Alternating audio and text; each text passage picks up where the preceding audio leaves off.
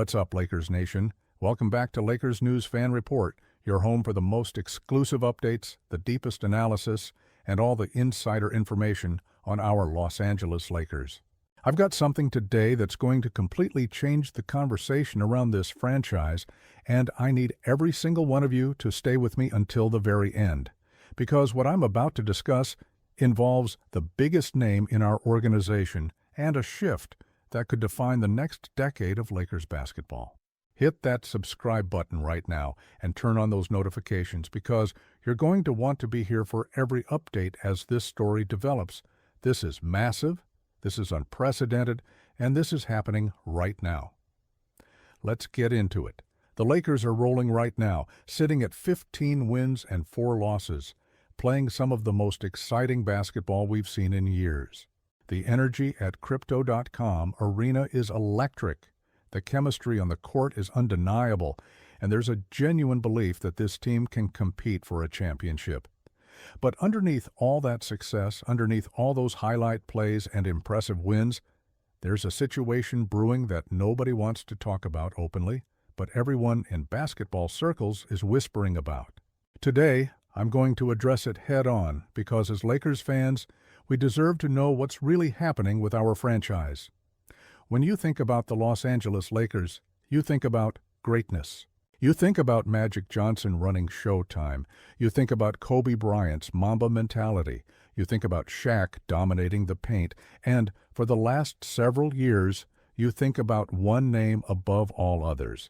That name has been synonymous with excellence, with championship pedigree, with the kind of basketball IQ and leadership that defines generational talent. This player brought us a championship in the bubble, this player has been the face of our franchise, and this player has carried the weight of expectations that would crush most athletes. But here's the reality that we need to confront as Lakers fans. The NBA is a business, and businesses make decisions based on the future, not the past. No matter how great a player has been, no matter how many accolades they've accumulated, there comes a moment when every organization has to ask itself a fundamental question. Are we building for yesterday, or are we building for tomorrow? That question is now front and center for the Lakers organization, and the answer to that question could result in one of the most shocking moves in NBA history. Let me take you back to February of this year, a moment that sent shockwaves through the entire basketball world. The Lakers made a trade that absolutely nobody saw coming, a trade so bold and so unexpected that it dominated sports headlines for weeks.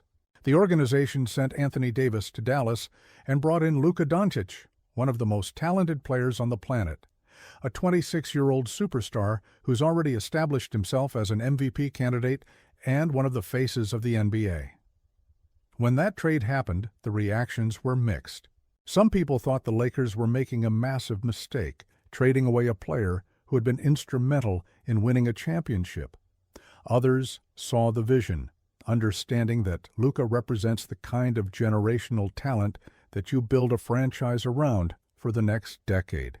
Now, several months into this experiment, we have our answer. Luka Doncic has been absolutely spectacular in purple and gold. He's averaging elite numbers, he's controlling games with his basketball IQ and playmaking ability, and he's quickly becoming the centerpiece of this Lakers offense. The chemistry between Luka and the rest of the roster has developed faster than anyone could have anticipated, and the results speak for themselves. We're winning games, we're playing beautiful basketball, and we're doing it with a style that feels sustainable for years to come. But here's where things get really interesting. And this is where I need you to pay close attention because this is the heart of what we're discussing today.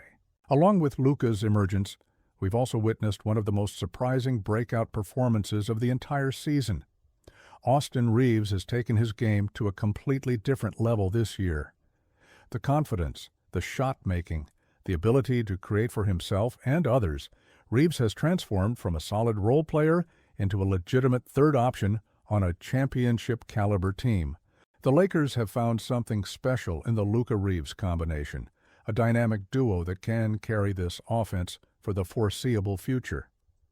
And here's the thing that nobody wants to say out loud, but everyone is thinking.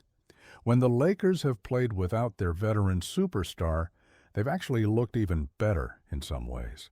The ball movement has been crisp, the pace has been up-tempo, and the younger players have thrived with increased opportunities. I'm not saying this to disrespect anyone. I'm stating facts based on what we've seen on the court.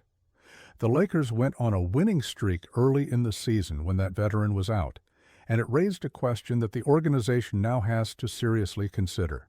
For the first time in 2 decades, we're witnessing a situation where the most famous player on the roster is not the main man anymore. That's not a criticism, that's not an insult, that's simply the reality of where we are right now. Father Time is undefeated, and even the greatest players eventually have to accept that their role changes as they get older. The question is, what does that mean for the Lakers moving forward? Do you keep a legend around in a diminished role, or do you make the difficult business decision to move in a different direction? This is where things get complicated, and this is where the organization has some serious thinking to do. According to prominent voices in the basketball media, including Stephen A. Smith, who discussed this on a recent podcast, the Lakers might be leaning toward making a change. Now, Stephen A. has had his disagreements with this player in the past, so you have to take his commentary with that context in mind. But his analysis on this particular situation actually makes a lot of sense when you break it down objectively. Stephen A. pointed out that even at 41 years old, even dealing with sciatica issues that have limited availability this season, this player can still come back and average over 20 points per game. The skill is still there, the basketball IQ is still elite, and the ability to impact winning is still present. Nobody is questioning whether this player can still play at a high level. The question isn't about ability, it's about fit, it's about age, and it's about the direction the franchise wants to go. Stephen A. made a really important distinction that I think we need to understand as fans. He said that if the Lakers had a choice, they would explore trading this player, not because of declining performance, but because of age and the fact that Luka Doncic represents the future. Think about that for a second. Luka is 26 years old, in the prime of his career, with potentially another decade of elite basketball ahead of him. When you have that kind of talent, when you have that kind of timeline, you build everything around that player. You surround him with complementary pieces that fit his timeline. You create a roster construction that maximizes his prime years, and you don't hold on to assets that don't align with that window. This is where the business side of basketball becomes really difficult for fans to accept. We get emotionally attached to players, especially legends who have given us incredible memories and championship moments. But organizations can't operate on emotion. They have to operate on logic and strategic planning. The reality is that keeping a 41-year-old player, no matter how great they've been, doesn't align with building around a 26-year-old superstar. The timelines don't match, the roles become complicated, and you end up in situations where you're managing egos and playing time rather than optimizing your roster for championship contention. Stephen A. put it bluntly when he said the Lakers want young players who can grow with Luka, not someone who's 41 and likely retiring within the next year or two. That's not disrespectful. That's just honest assessment of where things stand. And here's something else to consider that I think is really important in this discussion: the load management situation. This season, we've already seen multiple games where the veteran has sat out for rest, dealing with that left leg issue that's been bothering him. And the expectation, according to people close to the situation, is that there will be many more games missed throughout the season for load management purposes. Now, if you're the Lakers organization, you have to ask yourself, do we want to pay a massive salary to a player who's going to miss significant time, who's no longer the primary option when he does play, and who doesn't fit the timeline of our franchise cornerstone? Or do we explore the possibility of moving that contract, getting value in return, and fully committing to the Luka era? These are the kinds of questions that championship organizations have to ask themselves. even when the answers are uncomfortable. The Lakers have always been about winning championships, about being relevant on the biggest stages, about attracting the best talent and building dynasties. Right now, with Luka Doncic in purple and gold, with Austin Reeves breaking out with a young core that's developing, the Lakers have the foundation for another championship run. But to maximize that potential, to really build something special, they might need to make a move that will be controversial, but ultimately necessary. Let's talk about what a potential trade could look like, because this isn't just speculation. This is something that makes sense from multiple angles. First, you have to consider that there would absolutely be teams interested in acquiring a legend, even at 41 years old. There are franchises that might be one piece away from contention, teams that could use the veteran leadership and playoff experience, teams that would love to have that name recognition and marketability. The Lakers wouldn't get back a massive haul in terms of young assets or draft picks, but they could get valuable role players, they could get salary cap relief, and they could get the flexibility to make additional moves that better fit their timeline. Think about teams like Cleveland, where this player started his career and where there might be interest in a nostalgic reunion. Think about teams in smaller markets that would love to sell tickets and create buzz by bringing in one of the most famous athletes in the world. The market would exist, and the Lakers could absolutely find a trade partner if they decided to go that route. Now, I know what some of you are thinking. You're thinking this sounds crazy, that we can't just trade away a legend, that loyalty matters, and we owe this player the chance to retire as a Laker. And I hear those arguments, I really do. There's something to be said for honoring the contributions a player has made to the franchise. But here's the counter-argument, and this is where I need you to really think about what's best for the long-term success of this organization. If we hold on to a player out of loyalty, if we let sentiment dictate our roster decisions, we risk wasting the prime years of Luka Doncic. We risk not maximizing the championship window we have right now. And ultimately, that doesn't serve anyone well. Not the fans who want to see championships, not the organization that's trying to build a dynasty, and honestly, not even the player himself, who might benefit from finishing his career in a situation where he can be the main guy again, where he can have the ball in his hands more, where he can chase one more championship run as the focal point. The other aspect of this that we need to discuss is the financial side. This player is making significant money that counts against the salary cap and limits what the Lakers can do in terms of adding pieces around Luka. The NBA salary cap is a real constraint, and every dollar you spend on one player is a dollar you can't spend elsewhere. If the Lakers could move this contract, it would open up possibilities for bringing in another star-level player, for adding depth to the roster, for making moves at the trade deadline or in free agency that could push this team over the top.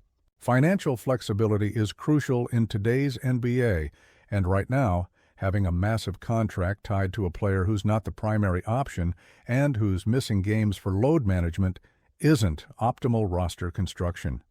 The Lakers have always been aggressive in pursuing stars, in making big moves, in putting together rosters that can compete for championships. To continue that tradition, they might need to make a difficult decision about this veteran's future with the team. Let me also address the elephant in the room, because I know this is what everyone is wondering about. We're talking about LeBron James, the King, one of the greatest players in NBA history, a four-time champion, a player who brought the Lakers their 17th championship. This isn't easy to discuss, and it's not something I take lightly. But the reality of the situation is that LeBron is 41 years old, dealing with sciatica issues, missing games for load management, and no longer the best player on the Lakers roster.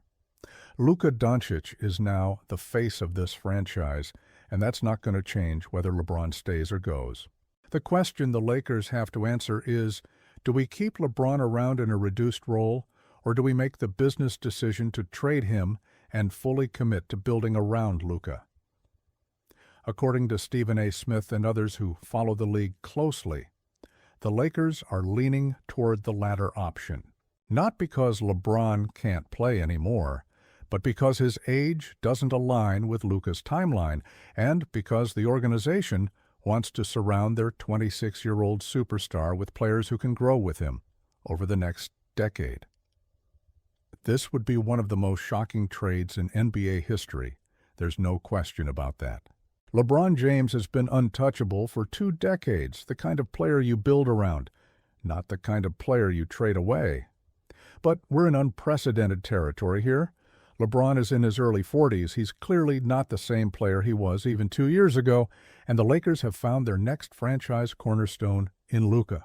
Sometimes the best thing for everyone involved is to recognize when it's time for a change. LeBron could go to a team where he can still be the primary option, where he can have the ball in his hands, where he can chase one more championship as the main guy. The Lakers could fully embrace the Luka era, add pieces that complement his game, and build a roster designed to compete for championships over the next 10 years. It's a win-win situation if handled correctly, even though it would be emotionally difficult for fans who have watched LeBron in purple and gold. Let's talk about what the Lakers would look like post-LeBron, because I think this is where the optimism really comes in. You'd have Luka Doncic as your unquestioned #1 option, a player who can do everything on a basketball court. You'd have Austin Reeves as your #2, a player who's shown this season that he can be a legitimate scoring threat and playmaker. You'd have Anthony Davis. Wait, no, Davis is in Dallas now. Okay, so you'd have the rest of your roster built around Luka and Reeves, with the flexibility to add another star-level player with the cap space freed up from moving LeBron's contract. Imagine if the Lakers could package LeBron in a deal that brings back multiple rotation players, or if they could use the cap relief to sign a big-name free agent next summer. The possibilities would be endless, and the Lakers would be positioned to compete for championships for the next decade, with Luka leading the way. I'm actually really optimistic about what this could mean for the franchise. Yes, it would be the end of an era. Yes, it would be emotional to see LeBron in a different uniform, but it would also be the beginning of something new and exciting. The Luka Doncic era in Los Angeles has the potential to be special, and if the organization is willing to make the tough decisions necessary to maximize that potential, we could be looking at another dynasty in the making. The Lakers have always been about winning, about being relevant, about competing for championships. This move, as difficult as it would be, aligns with that tradition. It's about recognizing where we are, accepting reality, and making the strategic decisions that give us the best chance to win moving forward. I'll be here bringing you updates as this situation develops, and trust me, there's a lot more to come. Until then, Lake Show forever, and let's trust that whatever happens, this organization will make the right decision for our championship future. Peace.